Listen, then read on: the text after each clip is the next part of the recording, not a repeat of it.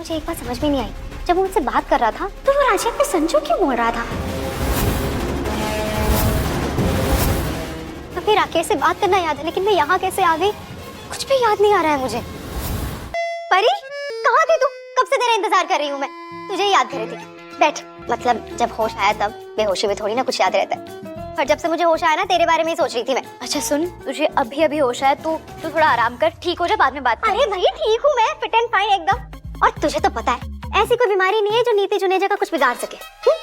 मैं बिल्कुल ठीक हूँ। और तेरी दोस्त तो बड़ी बहादुर है, तभी तो आसमान में उड़ने के लिए कहाँ आ गई? चंडीगढ़। हाँ फिजिकली मैं यहाँ जरूर हूँ, हॉस्पिटल में। नीति ने बचाया परी को, परी के पक्ष में दी गवाही। शो की कहानी आगे बढ़ती है और हम देखते हैं कि परी को जज साहब सजा सुना ही रहे होते हैं कि अचानक से नीति आ जाती है और नीति कुछ ऐसा कर देती है जिसके बाद हम सब भी ये देखकर हैरान रह जाते हैं। नीति दरअसल परी के पक्ष में गवाही दे देती है, लेकिन मेंटली हमेशा आसमानों में उड़ती रहती हूँ। और परी तुझे पता है मुझे भगाने में हेल्प किसने की? तेरे वीर जी विकी ने।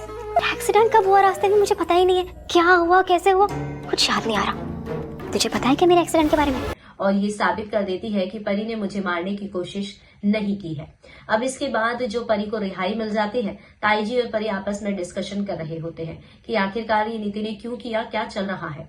तो पता चलता है कि डॉक्टर के जरिए नीति के दिमाग में कुछ ऐसा है कि उसे हाफ मेमोरी याद है और हाफ मेमोरी उसकी लॉस हो चुकी है, यानी कि कुछ पल याद है और कुछ पल नहीं है। अब ऐसे में जो है यहाँ पर नीति परी से बात भी करती है और कहती है मुझे याद है मैं पानी तक गई थी, लेकिन मुझे ये याद नहीं है मेरे चोट कैसे लगी सर पे। राकेश जो है वो बहुत ज्यादा खफा है नीति से और कहता है तुमने सारा प्लान की धज्जियां उड़ा दी है, हमने इतना अच्छा प्लान बनाया था, और नीति पर भी वार करता हुआ दिखाई देता है।